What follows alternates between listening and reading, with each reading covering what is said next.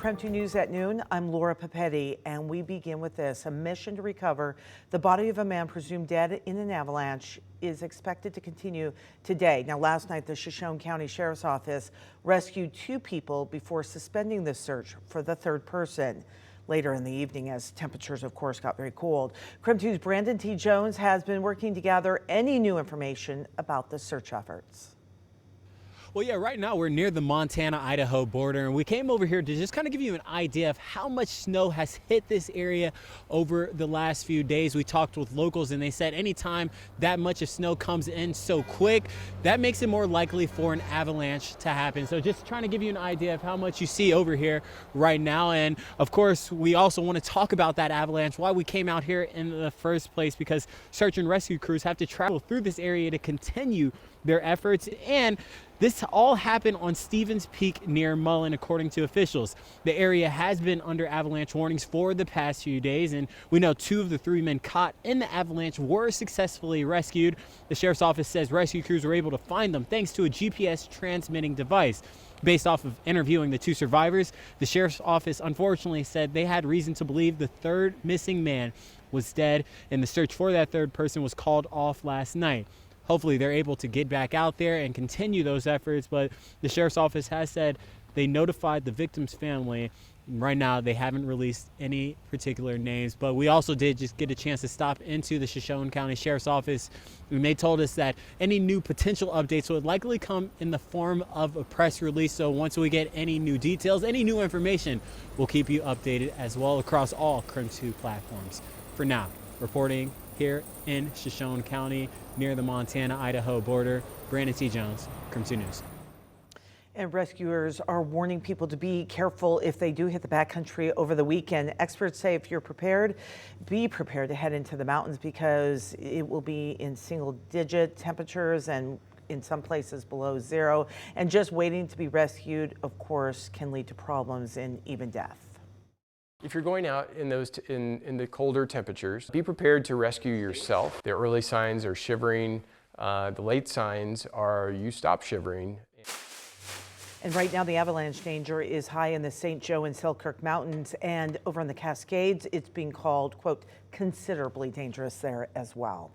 It is just 3 minutes past noon right now. We're going to check in with Thomas Patrick. Thomas, beautiful sunshine this morning, but bitterly cold and certainly dangerous in some places. Yeah, and Laura, it's the sunshine's just not going to help whatsoever because the Arctic air mass is on top of the inland Northwest, and our temperature has just kept dropping and dropping even after sunrise. We still have a current temperature, I believe, of just 1 or 2 degrees at the moment. So we are under wind chill warnings from now until noon on Sunday. So it was this morning through the day today, Saturday and Sunday mornings. We'll continue to see these dangerously cold wind chills down to 40 degrees below 0. So that will continue to be the primary issue. It is 2 degrees above 0 right now in Spokane, but look at North Idaho, -4 for a current temperature, Coeur d'Alene and Sandpoint, and that's before you factor in the wind or put that wind chill into play because the winds are out of the north and northeast at around 10 miles per hour. Spokane reporting a 12-mile-per-hour wind, so you do the calculation and it's a -15 feels like temperature in Spokane currently. It's a bit closer to -30 for areas of North Idaho, and like you just heard, this goes through Sunday, so there is no relief through this weekend. After sunset, temperatures do drop below 0 in Spokane, and it will continue to be that way for at least the next 2 or 3 days.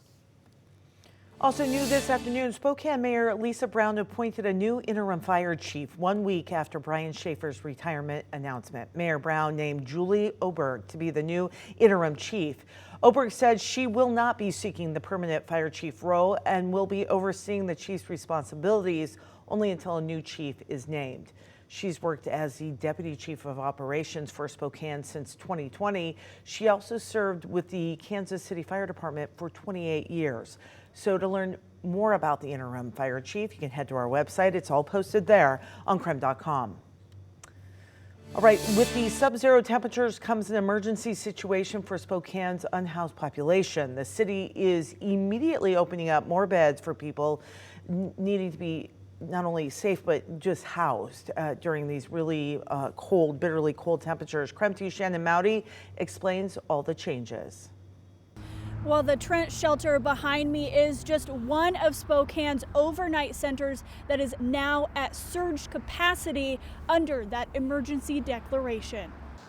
Breaks of blue sky paint a deceptive picture of the troubles that lie ahead for Spokane. With frigid cold coming, the city's adding 183 shelter beds under surge capacity. This includes existing providers, but also new facilities. And this includes members of faith-based communities, churches that are stepping forward. Mayor Lisa Brown's emergency declaration also allowed the city to plan beyond the next 7 days to reopen and winterize the Cannon Street shelter. That'll provide more beds once a deal with Compassionate Addiction Services is finalized. We are going to be building this out over time, and some of that is related to just getting the contracts in place, and some of it's related to staffing. Which is why we're relying on existing providers who can do surge capacity during this first 7-day cold blast. This 7-day response will cost $29,000. Brown told City Council Thursday. Council had set aside $250,000 for emergency sheltering during extreme weather. So I can tell you right now that pot of funds is not going to be enough. We will do our best to make it stretch. Brown says with the loss of federal dollars, the city's homeless services are facing a funding gap for the rest of the year. That conversation, plus addressing how to fund and operate sheltering for the remainder of winter, still lie ahead. Now, during the daytime when the overnight shelters aren't open, people can go to warming centers. That includes every City of Spokane library. And for transportation from those warming centers to overnight shelters, there's also that you can get a free ride through Spokane Transit if you are headed to a warming center. Shannon Mowdy, KREM 2 News. And for anyone looking to get warm during the day, city libraries will be open during business hours. Again, for folks looking to just stay warm, libraries are open from 9 to 7 Monday through Thursday, 10 to 5 on Friday and Saturday, and then noon to 4 on Sundays. If you can't get to a shelter for any reason, the Salvation Army has vans that will pick you up and bring you to a shelter. The vans operate 24/7, and if you need a ride, just call the number. We have posted it on your screen. Also, Spokane Transit Authority buses, as Shannon was saying, will offer those free rides to anyone headed to those shelters or warming center as long as it is below freezing.